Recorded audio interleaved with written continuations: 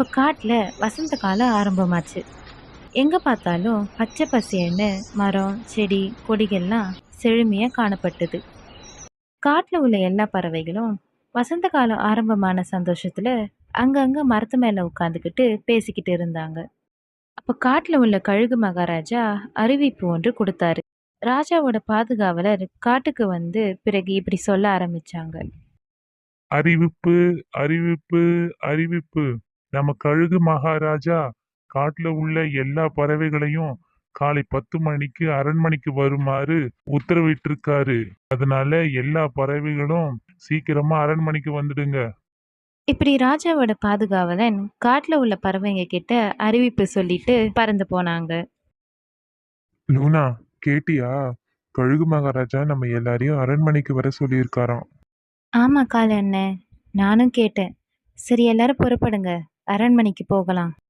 பிறகு கொஞ்ச நேரத்துல எல்லா பறவைகளும் ராஜாவோட அரண்மனைக்கு போனாங்க. எல்லா பறவைகளையும் பார்த்து கழுகு மகாராஜா பிறகு இப்படி சொன்னாரு. பறவைகளே, உங்க எல்லாருக்கும் ஆளுக்கு ஒரு பழத்தோட விதையை கொடுக்குறேன். நீங்க அந்த விதைகளை உங்க நிலத்துல விதைச்சு தண்ணீர் ஊற்றி பராமரிச்சு வளர்க்கணும். எந்த பறவைங்களோட மரம் செழிப்பா வளர்ந்து நிறைய கனிகளை கொடுக்குதோ அந்த பறவைக்கு வண்ணம் தீட்டப்பட்ட புது வீடு கட்டித்தரப்படும். அது மட்டும் இல்லாம 1 வருடத்திற்கான தானியங்களும் கொடுக்கப்படும். இப்படி சொல்லிட்டு மகாராஜா எல்லா பறவைகளுக்கும் விதைகளை கொடுத்துட்டு அங்கிருந்து போயிட்டாரு. பறவைங்க எல்லாரும் ராஜா கொடுத்த விதைகளை அவங்க வீட்டு வாசல்ல விதைச்சாங்க. இப்படியே சில தினங்கள் ஆனது. அவங்க வீட்ல புதைச்சிருந்த விதைகள் இருந்து செடிகள் எல்லாம் நல்லா வளர்ந்திருந்தது. லூனா தன்னோட செடிக்கு தண்ணி ஊத்திக்கிட்டு இருந்தது. அந்த இடத்துல மிட்டுக்கிளியும் காலுக்காகவும் வந்தாங்க.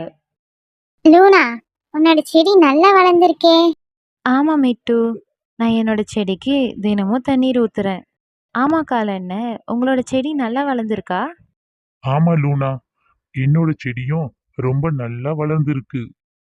இப்படியே எல்லா பறவைகளும் கழுகு ராஜா சொன்ன போட்டியா தங்களோட செடிகளை நல்லா வளர்க்க ஆரம்பிச்சாங்க. இப்படியே சில நாட்கள் ஆனது. கொஞ்ச நாட்கள்ல செடிகள் எல்லாம் மரங்களா வளர்ந்திருந்தது. காலுக்காகத்தோட வீட்ல ஆப்பிள் மரம் வளர்ந்திருந்தது. மிட்டுக்கிளி வீட்ல கொய்யா மரமும், லூனா வீட்டுல மாமரமும் வளர்ந்திருந்தது. இப்படியே எல்லா பறவைங்களோட மரங்களும் செழிப்பா வளர்ந்திருந்தது. ஆனா லூனா குருவியோட மாமரமும் ரொம்ப செழிப்பாவும் நிறைய மாம்பழங்களும் விளைந்திருந்தது. இத பார்த்த காலுக்காகவும் கர்வம் கொண்டு தன்னோட மனசுல ஒரு திட்டம் தீட்டுச்சு. இப்படியே இரவு நேரம் வந்தது. லூனாவோட மாம்பழ மரத்தை பார்த்தா இந்த போட்டியில லூனா குருவிக்கு தான் முதல் பரிசு கிடைக்கும் போல இருக்கே. இதை இப்படியே விடக்கூடாது. இப்படி சொல்லிட்டு காலுக்காகவும் மிட்டுக்கிளி வீட்டை நோக்கி பறந்து போச்சு. என்ன கால அண்ணன், இந்த இரவு நேரத்துல என் வீட்டுக்கு வந்திருக்கீங்க? மிட்டு, ஒரு முக்கியமான விஷயம். அந்த லூனாவோட மாம்பழ மரத்தை பாத்தியா? எவ்வளோ மாம்பழங்கள் காய்ச்சிருக்கு. என்னோட ஆப்பிள் மரத்தை விட உன்னோட கொய்யா மரத்தை விட எவ்வளோ செழிப்பா இருக்கு. எனக்கு என்னவோ முதல் பரிசு லூனாக்கு தான் கிடைக்கும் போல இருக்கு மிட்டு. ஆமா கால அண்ணன், நாளைக்கு தான் மகாராஜா எல்லா மரங்களையும் பார்வையிட்டு முதல் பரிசு யாருக்குன்னு அறிவிப்பாராம். லூனாவை பார்த்தா எனக்கு ரொம்ப பொறாமையா இருக்கு கால அண்ணன். நீ ஒன்றும் கவலைப்படாத மிட்டு. மற்ற பறவைங்களை பத்தி எனக்கு கவலை இல்லை. ஆனா அந்த லூனா குருவிக்கு மட்டும் முதல் பரிசு கிடைக்கவே கூடாது. எப்படியும் இந்த நேரம் லூனா குருவி அதோட வீட்டுல தூங்கிக்கிட்டு இருக்கும். இப்ப நாம 2 பேரும் போய் அந்த மாம்பழ மரத்தை தீய வச்சு எரிச்சிட்டு வந்துடலாம். அப்புறம் லூனா குருவிக்கு முதல் பரிசு கிடைக்காது. பிறகு நாம 2 பேர்ல யாருக்கு பரிசு கிடைக்குதோ அந்த பரிசை ஆளுக்கு பாதியா பகிர்ந்துக்கலாம். இப்படி பேசிக்கிட்டே காலுக்காகவும் மிட்டுக்கிளியும் ஒரு தீப்பந்தத்தை எடுத்துக்கிட்டு லூனாவோட மாமரத்தை நோக்கி போனாங்க. நண்பர்களே, இந்த கதையோட பாட்டு நாளைக்கு இதே நேரத்துல வெளிவரும்.